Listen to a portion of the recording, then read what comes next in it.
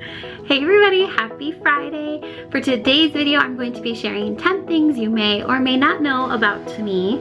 I'm in the girls' room today because I'm filming this at the end of the day, and this is where the best sunlight is right now. So that is the change in the background here.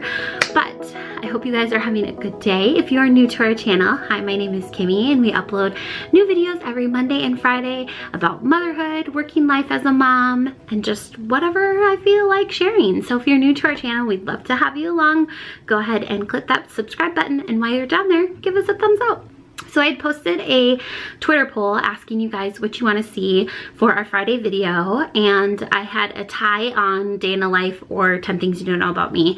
Obviously this isn't what I picked. I will be doing a new day in the life summertime edition for you guys probably in the next 2 weeks, so stay tuned for that.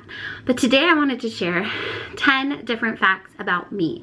I don't think I've ever done a video like this on the channel, so a lot of the things that you guys may or may not know, it's just from people who have watched us and have been with us from the beginning, or just, you know, over the last couple of years, but wanted to share 10 different things about me. So let's get started. So the first thing about me is that I am the youngest of 5 kids. So I am the baby of the family. I have 4 siblings, 3 sisters, and 1 brother. My brother is 16 years older than me. My oldest sister is 15 years older than me. The next in line is 10 years older than me. And then the closest in age to me is 7 years older than me. I was the caboose at the end of the family. I was kind of the surprise baby, but my mom always tells me that she always really wanted another one, and God answered her prayers when she got me. So I am the youngest of 5, and so big families to me, it seems so normal because I grew up with a big family, but in the same token, because there's such a big age gap between me and my siblings, by the time I was in the 7th grade, all of my siblings were either living on their own, married, had moved out, and so pretty much from 7th grade all the way on, it was like I was an only child. So there was kind of the perk of that, plus I had a big family and siblings around me. So I wasn't like alone, but I kind of was alone. So kind of worked out in my favor. Second thing you may or may not know about me is that I became an aunt at the age of 7. It was actually a month before my 8th birthday. So my oldest sister, Christina, is 15 years older than me, and I'm actually closer in age to both of her children than I am to her, which is really funny, but it's true. My nephew was born, like I said, a month before my 7th birthday, or before my 8th birthday, so I was 7 years old. And then my niece was born when I was 10 years old. So I am always like closer in age to her kids than her, like I mentioned. And when I was really little and I would go around with them, people thought I was like their oldest child. So kind of funny, but just doesn't seem weird to me. Like I've been an aunt ever since I was little, and just I thought that was normal. Third thing about me that I'm going to share with you guys that you may or may not know is that my husband was my only boyfriend ever. Yes, I did marry my first boyfriend, my high school sweetheart, who is now my husband. So I started dating Scott when I was 15 years old. Such a baby. I can't even believe it now. I would never let Emma date at 15. But we started dating when I was 15, my sophomore year in high school, and dated all throughout high school, all throughout college, and then we got married when I was 21. And as weird as it sounds, it just was the right thing for us. That was the story that God had written for our lives, and so he is the only boy I ever dated. Number 4 goes along with that. He's the only boy I've ever kissed. I've never kissed another person in this entire world except my husband. So, again, just doesn't seem weird to me. It just is kind of how it all worked out for us. He was the one that I met when I was young, and we just knew that that was kind of what God had in store for our lives. So that's a whole different story that I can share if you guys are interested in. If you would like to know our love story, I did kind of do a Draw My Life, but I've never really gotten into the details of it. So if you're interested and would like to hear like our story front to back, leave it in the comments below. The 5th thing that you may or may not know about me is that my very first job was at Chuck E. Cheese. Yes, that is true. I worked at Chuck E. Cheese as a birthday hostess for my first job ever, and it was a really fun job. I got paid really well, actually, for being 16 years old, and that was actually a really fun job. I got tips on the weekends. I would do birthday parties all weekend long and get tips, and it was just a really good job. But part of that job meant that I had to dress up as Chucky every once in a while. So that was my life. Thankfully, it didn't happen very frequently, but it was part of the job, and you do what you gotta do to make that money when you're a kid, right?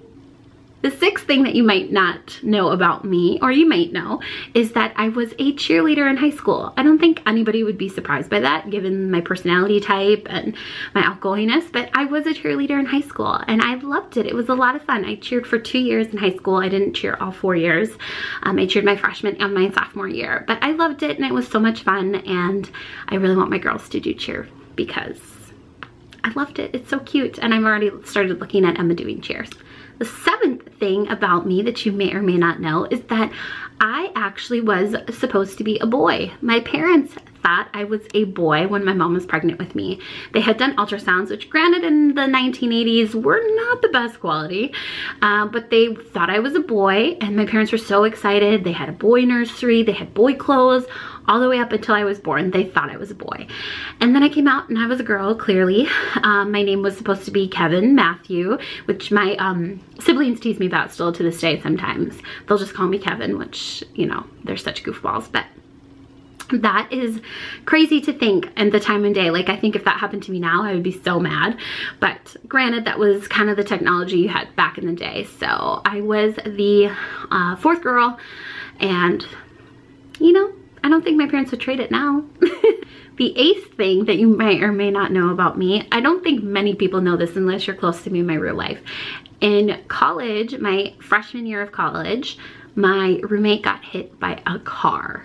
Yes, not kidding you. I was 18 years old, and we lived in Oklahoma at the time. That's where I went to school, in Tulsa, Oklahoma.